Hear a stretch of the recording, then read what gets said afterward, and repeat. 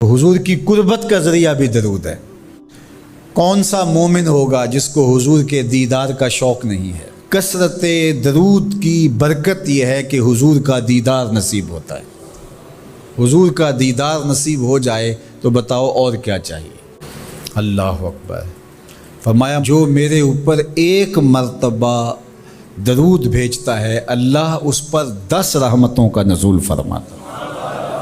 और एक हदीस में आया जो एक मर्तबा मेरे ऊपर दरूद भेजता है अल्लाह उसके 10 गुनाह माफ़ करता है, 10 दर्जे बुलंद करता है और 10 रहमतों का नज़ूल फरमाता है। तो दरूद पढ़ा हुजूर पे काम अपना बन रहा है। तो दरूद पढ़ने से इंसान का बातिन संवरता है, अंदर पाकीज़गी नसीब होती है, गुनाह धुलते हैं, ऐब धुलते हैं, परेशानियां ख़त्म होती हैं, मुसीबतें, आलाम, मसाइब, दुख, टेंशन, परेशानी जो कुछ भी है ये ख़त्म होता है। और दरूद पुरसुकून बना देता है इंसान को। राहत बख्श है वजीफ़ा, सुरूर अंगेज़ है ये वजीफ़ा, नूर बेज़ है ये वजीफ़ा, माहौल में शगुफ्तगी पैदा कर देता है। अगर दरूद शरीफ पढ़ोगे तो तुम्हारी बहुत सारी परेशानियां ख़त्म हो जाएंगी, तुम्हारे दुखों का मदावा होगा, तुम रिलैक्स हो जाओगे दरूद पढ़ने। ये दरूद शरीफ की बरक़ात हैं। एक मर्तबा दरूद पढ़ने से 10 रहमतें नाजिल होती हैं। और जो बार बार हुजूर पे दरूद पढ़ता है तो बताओ कि कितना बड़ा ज़ख़ीरा रहमतों का उसके अतराफ़ में फैल गया। तो इसलिए कसरत के साथ दरूद पढ़ना चाहिए। हुजूर अलैहिस्सलाम ने यह भी इरशाद फरमाया कि जो मेरे ऊपर दरूद पढ़ता है मेरे ऊपर लाज़िम है कि मैं उसकी शफ़ाअत करूँगा। शफ़ाअत रसूल के हुसूल का ज़रिया दरूद बनता है, चूँकि हमारा आसरा ही हुजूर की शफ़ाअत है। वो दामन शफ़ाअत खोलेंगे तो हम गुनाहगारों का काम बनेगा। और वो नसीब कैसे होगी हुजूर अलैहिस्सलाम की शफ़ाअत? कसरत दरूद से। ये भी इरशाद फरमाया आका करीम ने, क़यामत के दिन मेरे सबसे ज़्यादा करीब वो होगा जो कसरत के साथ मेरे ऊपर दरूद पढ़ने वाला हो। अल्लाह का फ़रिश्तों की मजलिस में हुजूर की सना करना ये दरूद है। हुजूर की मदह फरमाना, महबूब की शानों को बयान फरमाना। ये सही बुखारी में सलात का तर्जुमा हज़रत अबूल आलिया रज़ियल्लाहु ताला अन्हो से किया गया है। तो फिर दरूद का मफ़हूम बहुत वसी है। हुजूर की मदह व तौसीफ़, हुजूर के हुस्न का बयान, हुजूर के ख़साइल का उन्वान, आका करीम के शमाइल का तज़करा, हुजूर अलैहिस्सलाम के फ़ज़ाइल की बातें, हुजूर की अज़मतों का उन्वान, ये सब कुछ दरूद के ज़ुमरे में आता है।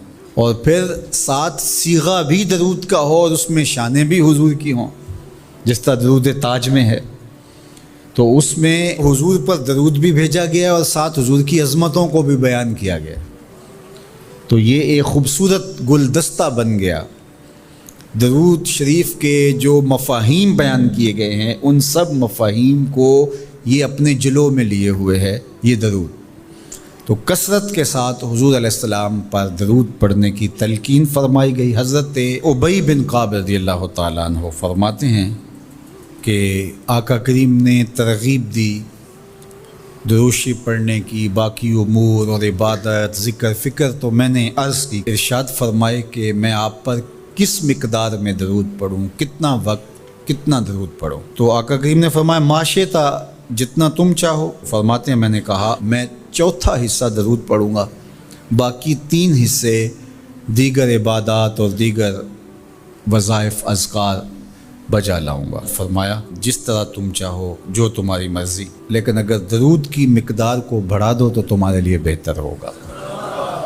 तो मैंने कहा अन्निस्फ़ा, मैं आधा वक्त दरूद पढ़ा करूँगा और बाकी चीज़ें बाकी आधे वक्त में करूँगा। फरमाया जिस तरह तुम चाहो, लेकिन अगर दरूद की मिक़दार को बढ़ा दो तो तुम्हारे लिए बेहतर होगा। मैंने कहा कि हुज़ूर मैं 2 हिस्से दरूद पढ़ूँगा और 1 हिस्सा बाकी वज़ाइफ़ औरात बजा लाऊँगा। फरमाया जैसे तुम्हारा दिल चाहे, लेकिन अगर तुम दरूद की मिक़दार को बढ़ा दो तो तुम्हारे लिए बेहतर होगा। फरमाते हैं मैंने कहा हुज़ूर मैं पढ़ूँगा ही दरूद, सारा वक्त मैं आप पे दरूद ही पढ़ता रहूँगा। फरमाया फिर तुम्हारे सारे दुख, तकलीफ़, अज़ियतें, परेशानियाँ, उसके लिए ये दरूद किफ़ायत करेगा और तुम्हारे गुनाहों की मग़फ़िरत फरमा दी जाएगी।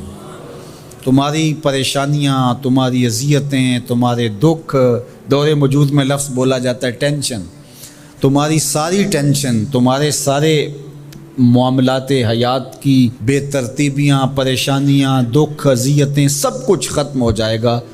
درود سب دردوں کا مداوع ہو جائے گا، سب دکھوں کا علاج ہو جائے گا، سب پریشانیوں کا حل ہوگا، سب مصیبتوں کا مداوع بن جائے گا، اور ساتھ ساتھ تمہارے گناہ بھی بخش دیے جائیں گے۔